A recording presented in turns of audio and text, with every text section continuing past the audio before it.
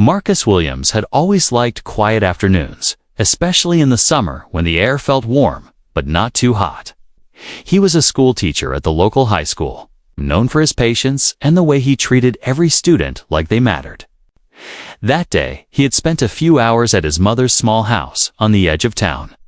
She had made him his favorite lunch: fried chicken, mashed potatoes, and collard greens, and they'd sat on the porch, talking about everything from old family memories to the new science fair his students were working on. When Marcus finally stood up to leave, the sun was still high in the sky, casting long, lazy shadows across the yard. His mother gave him a warm hug and told him to drive safe. He promised he would. The drive back to his apartment took about 20 minutes. Most of it along quiet streets lined with tall maple trees. Marcus rolled down his window so he could feel the breeze against his face. It was the kind of day where nothing felt rushed and everything seemed in place.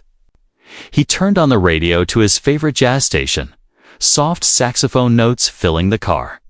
It made him think about how lucky he felt to have a steady job, a close family, and a community where most people knew him by name. He waved to Mrs. Henson, the retired librarian, as she watered her garden.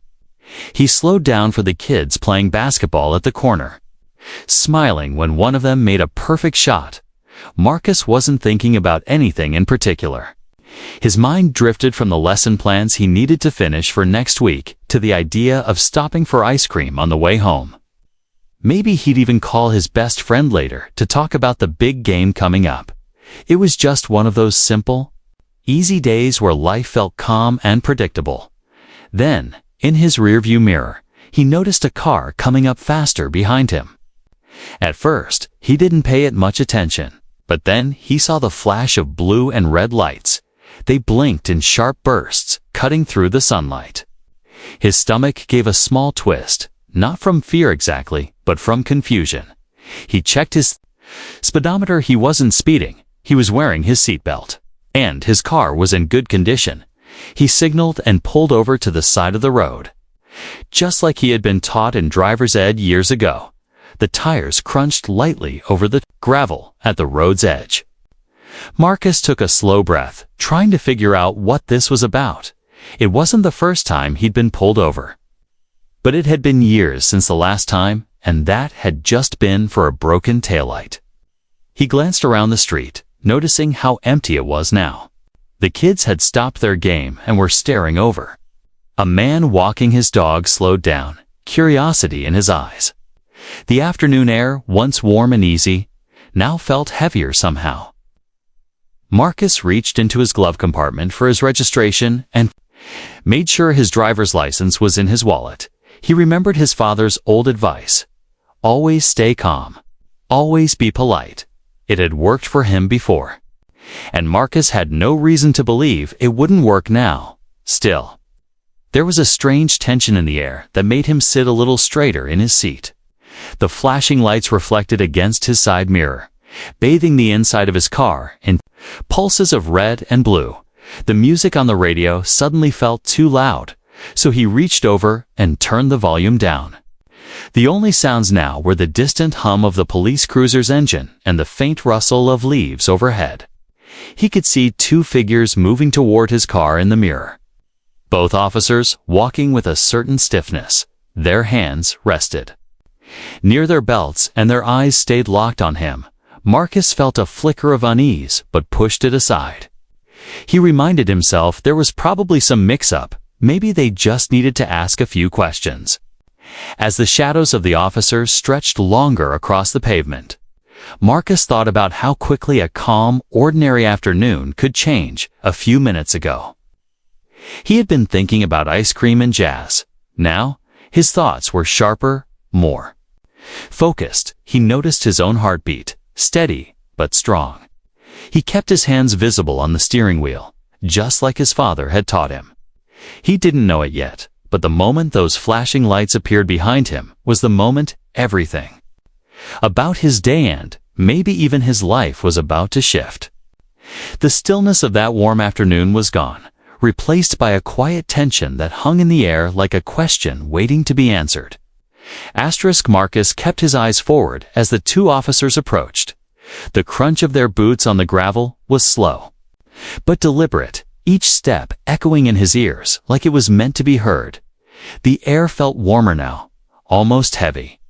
Even though the breeze still moved through the trees, he could see their reflections in his side mirror, tall, serious, and wearing mirrored sunglasses that hid their eyes. The first officer reached the driver's side window. He didn't lean down or smile the way officers sometimes did when a stop was casual. Instead, he kept his chin high, scanning Marcus like someone sizing up a stranger they weren't sure they could trust. The second officer stayed slightly behind, his right hand resting on the grip of his holstered weapon, license and registration. The first officer said. His voice was flat, almost cold. Marcus nodded politely, moving slowly so there would be no misunderstanding. He handed over his license and registration through the open window. His fingers brushed the officer's glove for just a second. The leather felt stiff. Unyielding, Marcus decided to ask, "Is there a problem, officer?" He kept his tone even steady, the way his father had taught him. But the officer didn't answer right away. Instead, he glanced over Marcus's ID, then looked back at him with the faintest narrowing of the eyes. "You match the description of someone we're looking for," the officer finally said. Marcus blinked, unsure he'd heard right. "A robbery suspect," the officer added, his voice carrying more weight now. It didn't make sense. Marcus was still wearing the same light blue button-down shirt he'd worn to his mother's, and tan slacks, hardly the clothing for a quick getaway.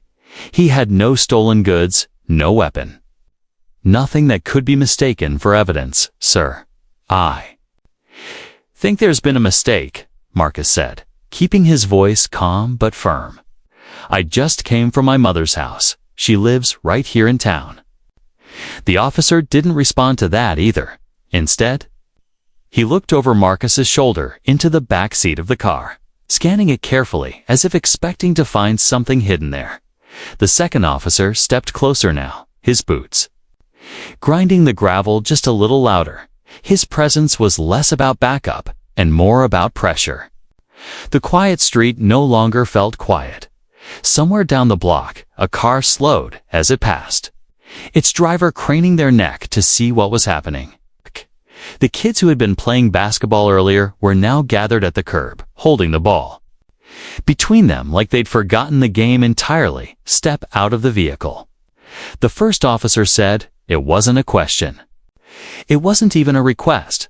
The words came out clipped, as if they'd been rehearsed. Marcus felt his heartbeat pick up, but he didn't argue. He reached for the door handle slowly, pushing it open with measured movements. The warm sunlight hit his face as he stepped out, the sound of cicadas in the trees suddenly loud in the silence. The second officer circled behind him, positioning himself just far enough to see both Marcus and the open car door. The first officer stood directly in front, his stance wide. His eyes, still hidden behind mirrored lenses, gave away nothing. Marcus tried again. "Officers, I think you've got the wrong person. I can tell you where I was all day. I can." But he didn't get to finish. The first officer cut him off sharply.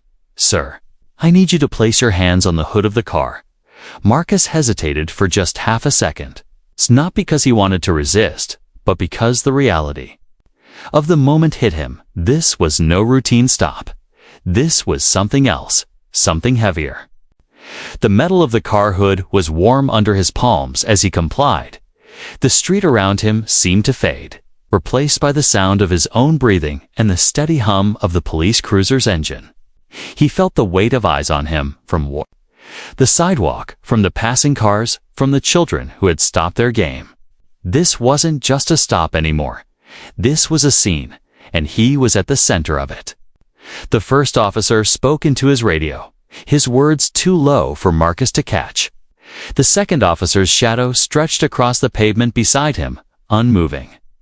A small thought flickered in Marcus's mind. How did an ordinary afternoon turn into this? He didn't know it yet, but the answer was going to come faster than he expected, and from a direction no one standing there that day could have predicted. Marcus stood still, his hands on the warm hood of the car. The sunlight on his back no longer felt pleasant. It felt like a spotlight. Heavy and unyielding, he could hear the faint crackle of the police radio, the officer's clipped words. Mixing with static, he wanted to turn his head and see if anyone was still watching, but he didn't dare move. The first officer finally stepped closer, holding Marcus's ID between two fingers as if it were a fragile piece of evidence. "We've had reports of a robbery earlier today," he said, his tone sharp. "You fit the description. Black male, medium build, late 20s to mid-30s. Driving a dark sedan." Marcus blinked, trying to process the words. That description could have fit hundreds of men in the city. Maybe thousands. It was vague enough to be meaningless, and yet here he was, pinned under suspicion. "I understand you're doing your job," Marcus said carefully, "but I haven't done anything wrong. I just left my mother's house. You can even call her if you'd like." The second officer shifted his weight, the crunch of gravel under his boot cutting through the air. "Sir, we'll ask the questions," he said, his voice low but firm. "Right now, we need you to stay still." Marcus swallowed hard, his mouth felt dry, and his mind raced through the possibilities. He had nothing to hide, but he knew from history, from news headlines, from stories whispered among friends, that innocence didn't always guarantee safety. The first officer walked slowly toward the back of Marcus's car, glancing inside again. "Do you have any weapons? Any stolen property?" he asked without looking up. "No, sir," Marcus said, his voice steady even though frustration was beginning to simmer just beneath the surface. The officer came back around to the front, stopping close enough that Marcus could smell the faint scent of aftershave mixed with leather. "You're saying you weren't near Greenfield Street this afternoon?" "I haven't been anywhere near Greenfield," Marcus replied. "I was with my mother the entire afternoon." The officer didn't nod, didn't write anything down. He simply stared at Marcus for a moment, as if weighing his words against an invisible scale that was already tilted against him. From the corner of his eye, Marcus could see the group of children still standing on the curb. Their basketball lay forgotten in the grass. A couple of adults had joined them now, neighbors watching the scene with uneasy expressions. One of them had a phone out, recording. The second officer stepped closer to Marcus's side, his presence uncomfortably close. "We're detaining you for questioning," he said flatly. "You match our suspect's description, and until we sort this out, you're coming with us." Marcus felt a rush of disbelief. "You haven't shown me any evidence," he said, his voice still polite, but edged with urgency. "You're basing this on nothing more than a vague description and my skin color." The first officer's jaw tightened. "That's enough," he said sharply. "Turn around." Marcus knew that tone. It was the tone that signaled a line had been drawn, and crossing it could mean trouble. Still, part of him wanted to resist, not physically, but verbally, to demand justice in the moment. But another part of him knew that sometimes the fight couldn't happen on the street. Sometimes you had to survive the moment first.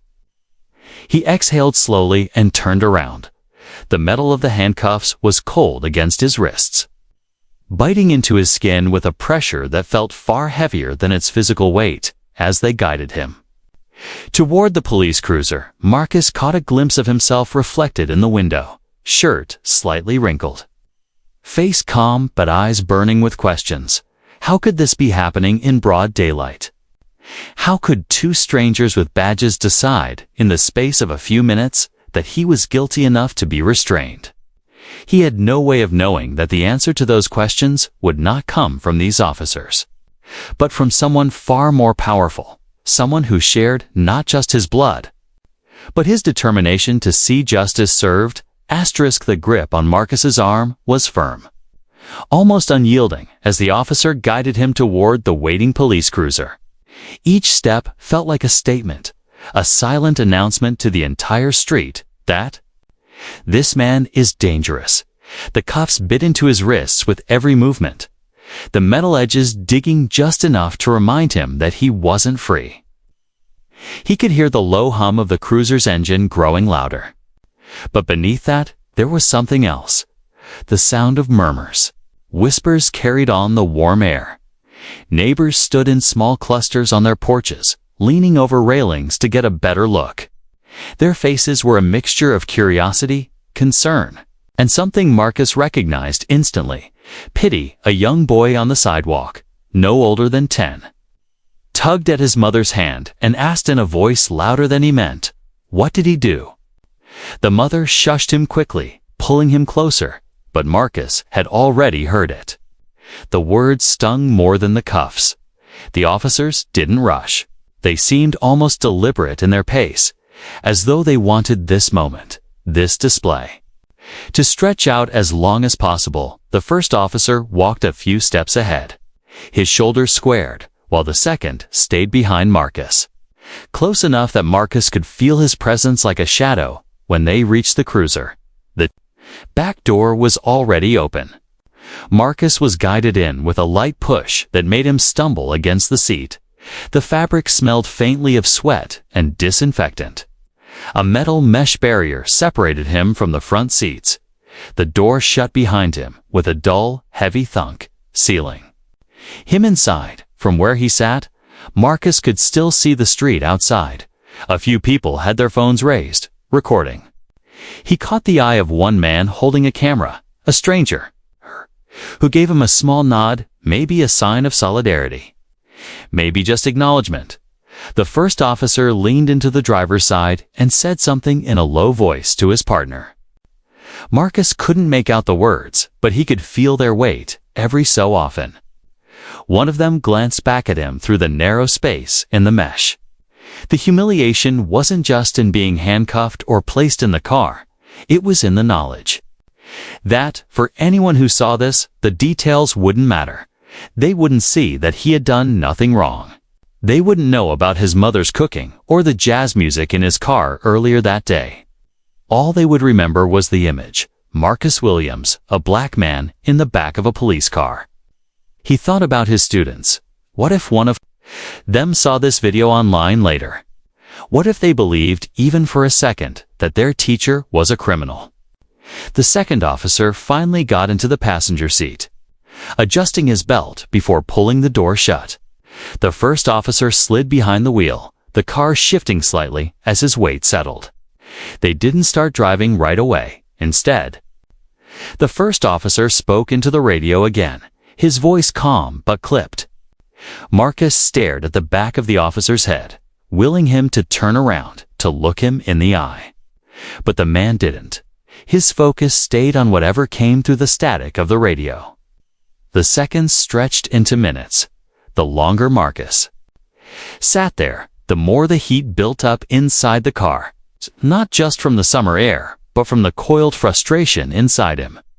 He could feel it in his chest, in the tightness of his jaw. He was humiliated. Yes.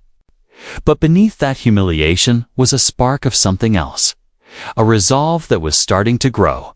He had been polite, cooperative, respectful, but none of it had mattered. And now, with his freedom stripped away in full view of his community, he realized something. The only way to get out of this might be to bring in someone with the kind of power these officers couldn't ignore. The air inside the police cruiser was thick, not just from the heat, but from the weight of what had just happened. Marcus sat still, his hands resting awkwardly on his lap, the cold cuffs making every small movement uncomfortable outside the window. The street scene was still frozen in curiosity. Neighbors, kids, and strangers who had stopped just to watch the unfolding drama.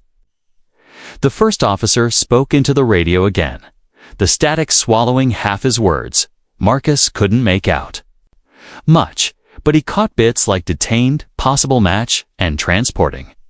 Each word landed like a small blow, reminding him that in the officers' minds, he wasn't a man with a clean record and a respected job. He was a suspect. Marcus felt his frustration rise, but he forced himself to breathe. Losing control wouldn't help. He thought about his mother, about how worried she'd be if she found out what was happening right now. And then, like a switch flipping, he remembered something else. Someone else, his older brother, David. They didn't talk every single day, but when they did, David always had that calm, commanding voice. The kind of voice that could quiet a room. The kind of voice that came from years of experience. Marcus could hear it in his memory now. If you ever find yourself in trouble and it's not your fault, call me. David wasn't just his older brother. He was the U.S. Attorney General, one of the most powerful legal authorities in the country. That title came with the kind of authority that made doors open and people listen. But Marcus had never thought he'd need to use that connection like this. He leaned forward slightly, feeling the cool press of the handcuffs against the back of the seat. "Officer," he said, keeping his tone polite. "Can I use my phone?" The first officer didn't turn around. "Why?" "I like to call my brother," Marcus said simply.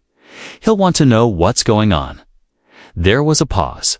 The officers exchanged a quick glance, the kind of look that said they were silently debating the request. The second officer finally shrugged.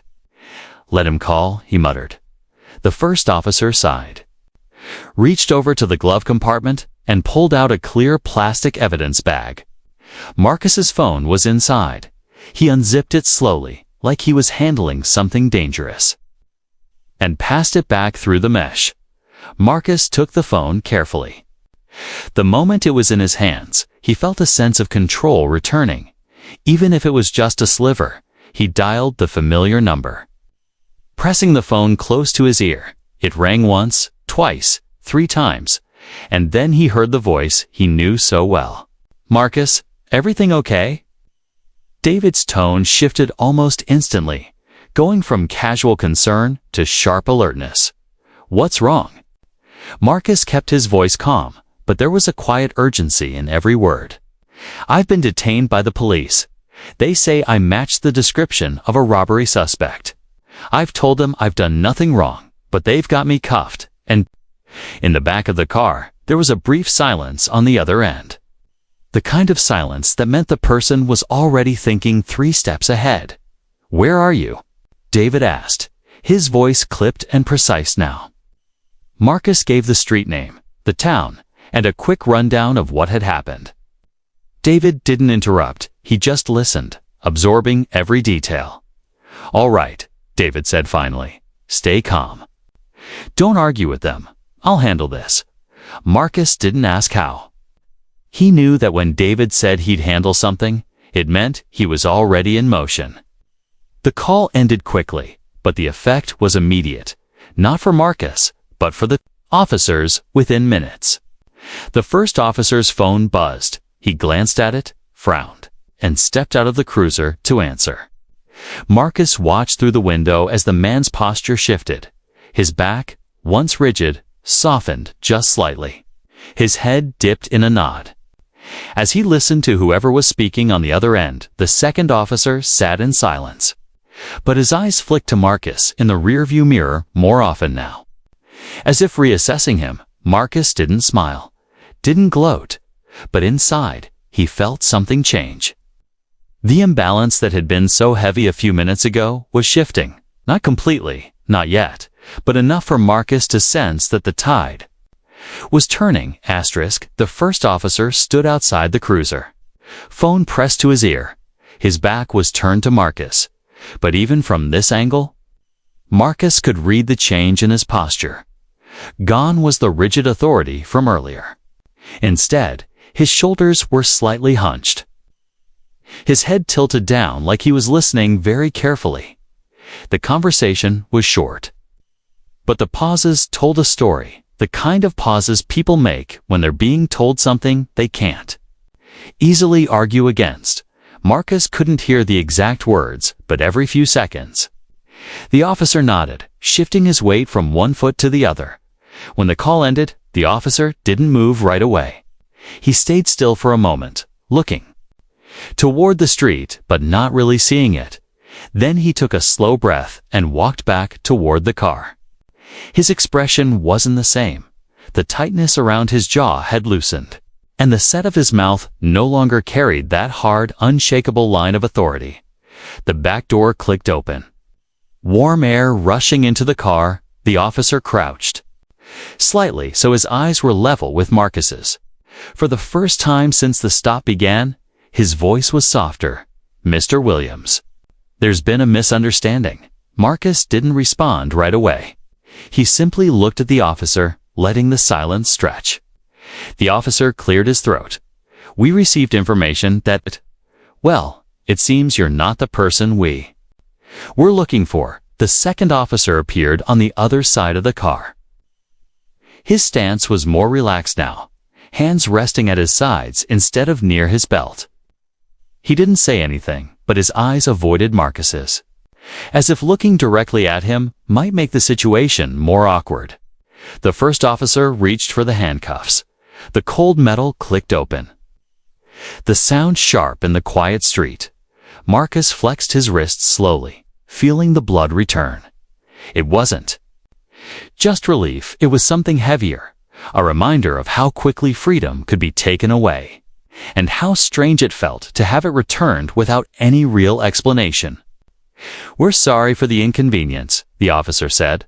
The words felt practiced.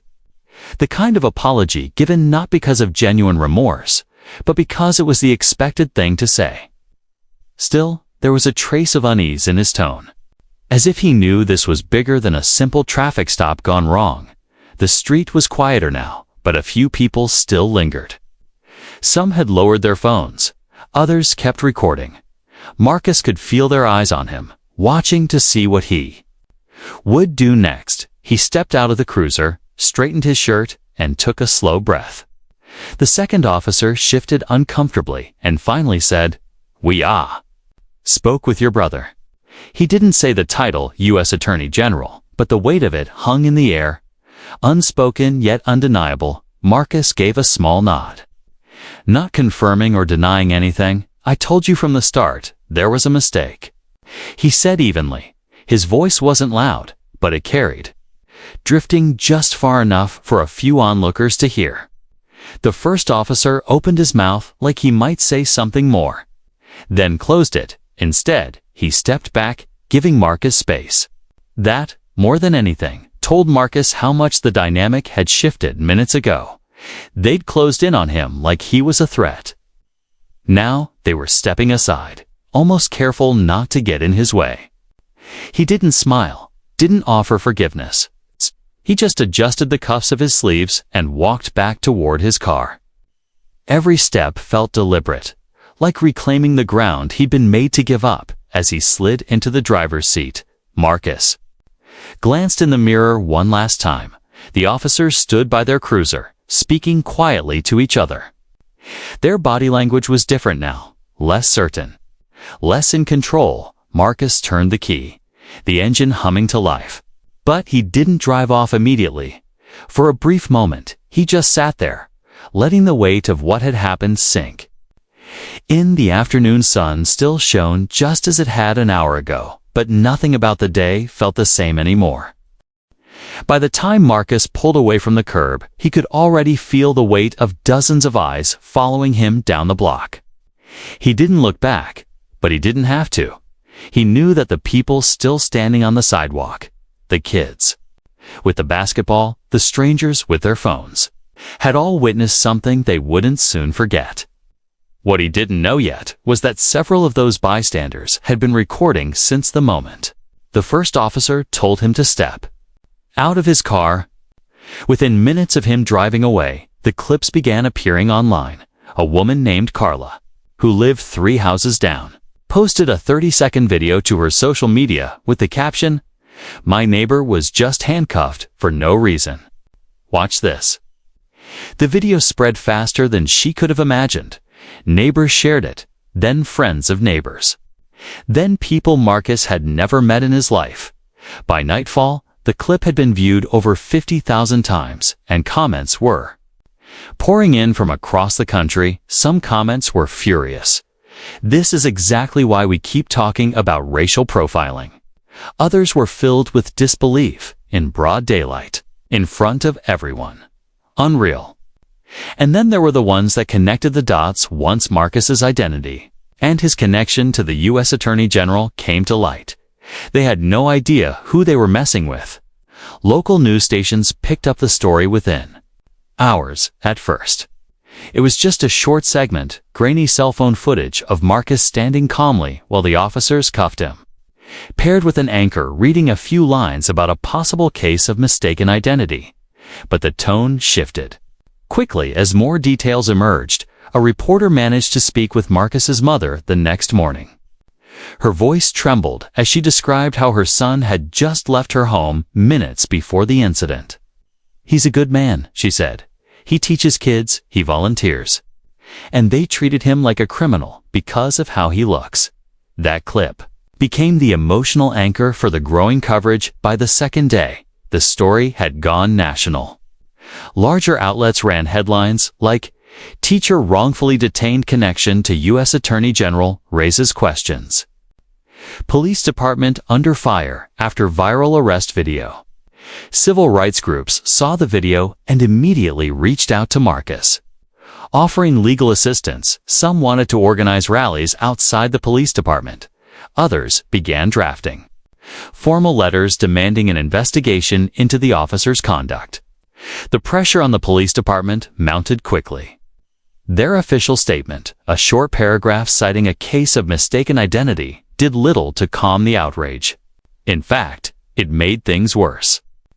Critics pointed out that the statement didn't address why Marcus had been cuffed before any clear evidence was presented, or why the vague description they were working with seemed to boil down to nothing more than his race. Radio shows debated the case, callers weighing in from across the country. Some shared their own stories of being stopped for no reason. Others said they were shocked it could happen to someone with such close ties to a top government official. 4. Marcus, the whirlwind felt surreal. Less than 48 hours earlier, he'd been driving home from lunch at his mother's. Now, his name and face were in news articles. His story dissected in comment threads. His phone buzzed constantly with calls, texts, and notifications. Friends from college reached out.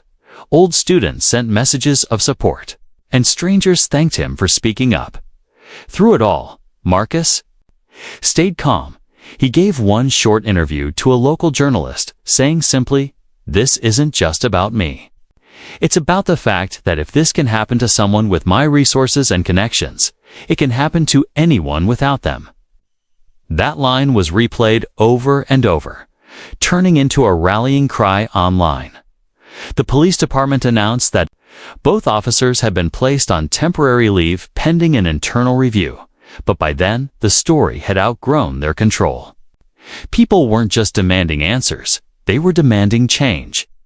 Marcus hadn't planned on becoming a public figure, but it was clear now that what had happened to him was no longer just his story. It had become part of something bigger, something louder, and it wasn't going away anytime soon. Asterisk in the weeks that followed. Marcus's life shifted in ways he hadn't imagined. The initial shock of being wrongfully detained had worn off, but the weight of the incident remained, like an echo that refused to fade. He returned to teaching, but even the familiar comfort of his classroom felt different now. The students greeted him with warmth, but also with a kind of guarded curiosity. Some of them had seen the video. Others had heard about it from their parents. The questions came quietly at first, whispered after class, or slipped into conversations while they were packing up their bags. "Mr. Williams, were you scared? Did they really think you robbed someone?" Marcus answered honestly. He told them he had been scared, not because he was guilty, but because he knew that sometimes being innocent didn't matter. He told them the truth, that what happened to him wasn't just a mistake. It was part of a much bigger problem. Meanwhile, his brother David had been working behind the scenes.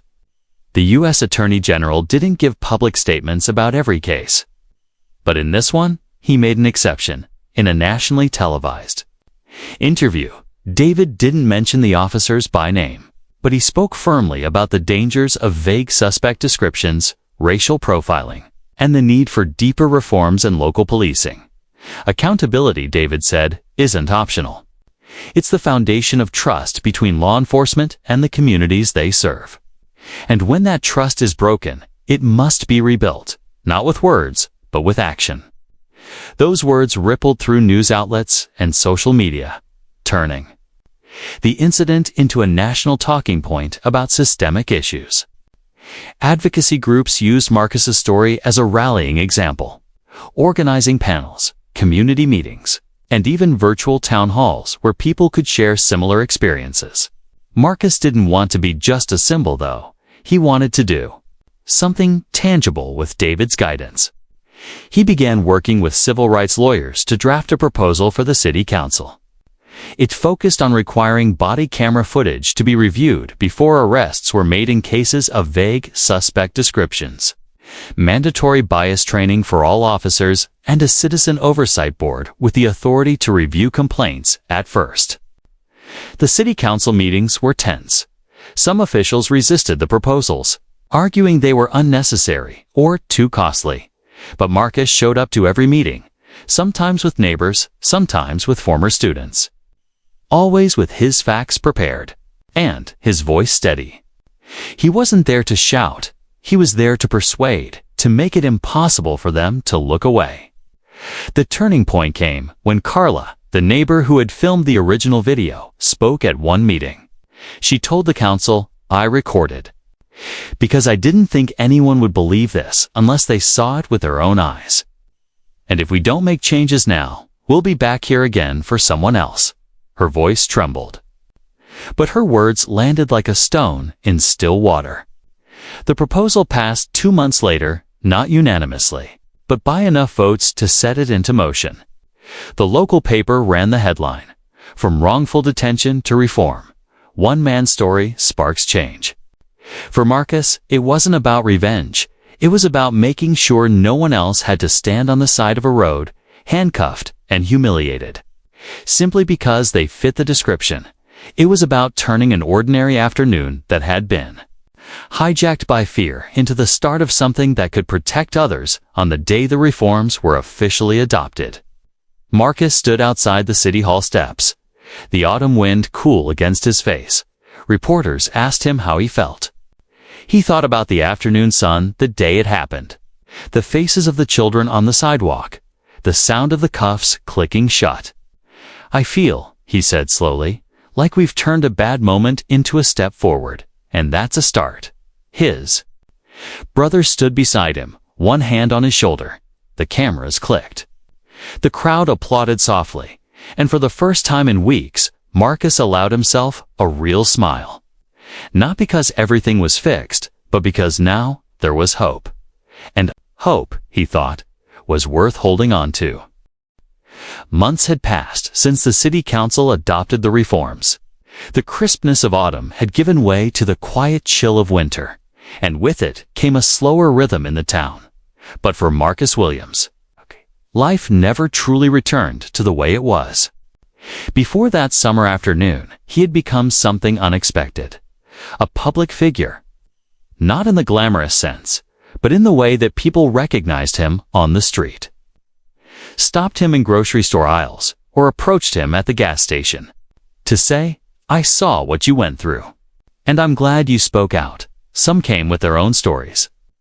Small moments of injustice they'd carried quietly for years. As if waiting for someone like Marcus to make it feel safe to speak, his role as a teacher hadn't changed. He still greeted his students with the same calm smile. Still filled his lessons with patience and curiosity. But now, there was a subtle shift in the way his students looked at him. It wasn't just respect for the man who taught them history and science. It was the kind of respect that came from knowing their teacher had stood up for himself, and in doing so, had stood up for them. 2, the reforms had begun to take shape. Body camera policies were stricter. And the Citizen Oversight Board had already reviewed 2 separate cases, recommending action where necessary. Some officers adapted well, embracing the changes. Others resisted quietly, muttering about politics and overreach. But the fact that these conversations were happening openly was in itself progress. Marcus found himself invited to speak at nearby towns and cities. He visited high schools, community centers, and even small-town council meetings, sharing his experience and emphasizing the importance of knowing your rights. He didn't preach, he didn't dramatize. He simply told the truth, and in doing so, made it impossible for listeners to dismiss the reality of what he'd gone through. The story had also caught the attention of national advocacy organizations.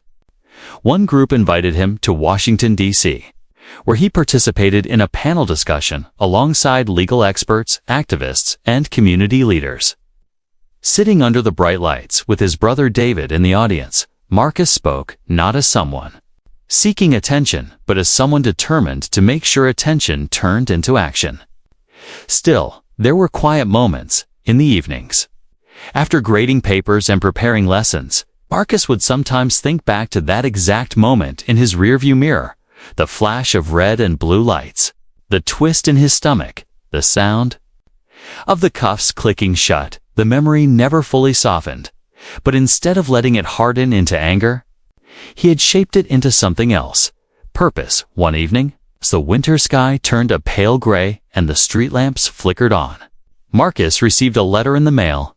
It was handwritten, the envelope marked only with his name and the town inside. A short note read, "I was one of the kids watching that day. I thought you were going to jail, but you didn't get mad. You didn't fight. You showed us how to stand up without losing who you are. Thank you." Marcus held the letter for a long time, his breath slow. It wasn't long or poetic, but it was real, a reminder that sometimes the most important changes weren't the ones written in law books, but the ones planted quietly in the minds of those who had been watching. The cold wind rattled the windows, but inside his apartment, it was warm. Marcus placed the letter in the top drawer of his desk. Knowing it would stay there for years, he turned back to his work. The same calm determination in his eyes. The world hadn't become perfect, not even close. But in his own way, in his own corner of it, he knew he was helping to push it in the right direction. And for Marcus Williams, that was enough. Years passed. The sharp memory of that summer afternoon still lived somewhere deep in Marcus's mind. But time had softened its edges. What had once been a wound was now more like a scar, a mark of survival. Not defeat. The reforms in his hometown had not only endured, they had grown. The Citizen Oversight Board expanded its scope, requiring quarterly public reports, and the body camera review policy was adopted by neighboring cities. Other towns sent representatives to learn from the changes Marcus had helped put in place.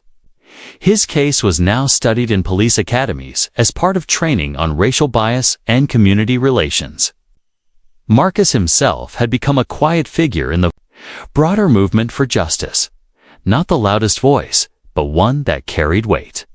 He had learned the value of persistence, that change didn't come from one speech or one rally, but from showing up again and again, year after year, until the work was done. His students from those early days had grown up. Some came back to visit, walking into his classroom with proud smiles, telling him about their jobs, their families, and their own acts of standing up for what was right. They remembered the day. They saw him in that viral video and how it had shaped their understanding of the world. One spring afternoon, Marcus was invited to speak at a university commencement. He hadn't planned to accept public speaking, still wasn't something he sought out, but the dean had been insistent, reminding him that his story was one their graduates needed to hear. Standing on that stage, looking out at a sea of young faces in caps and gowns, Marcus felt the weight of years pressing gently against his shoulders. He told them about his work as a teacher, about the afternoon that changed his life, and about the choice he'd made afterward to turn anger into action, humiliation into reform. He ended with a simple truth. You may never know who's watching you in your hardest moment. He said, but someone always is, and when that moment comes, you have the chance to show them what it means to stand your ground without losing your humanity. The applause was loud. But Marcus didn't linger in the spotlight. After the ceremony, a young man approached him quietly. His handshake was firm, his voice steady. "I'm studying criminal justice because of you," he said. "I want to be the kind of officer who doesn't make the mistake they made with you." Marcus drove home that evening with the windows down, the warm wind brushing across his face. It reminded him of the day before it all happened, the breeze, the easy rhythm of the road, the feeling that life was moving along just fine. This time, though, he understood something deeper.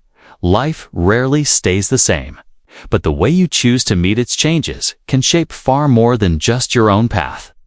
As the sun dipped behind the trees, painting the horizon gold, Marcus thought about his younger self, the man in the blue shirt, handcuffed on the side of the road, and how that day had become not just a turning point, but the foundation of something lasting. The road ahead stretched wide and open, and Marcus knew he wasn't done walking it. Not yet.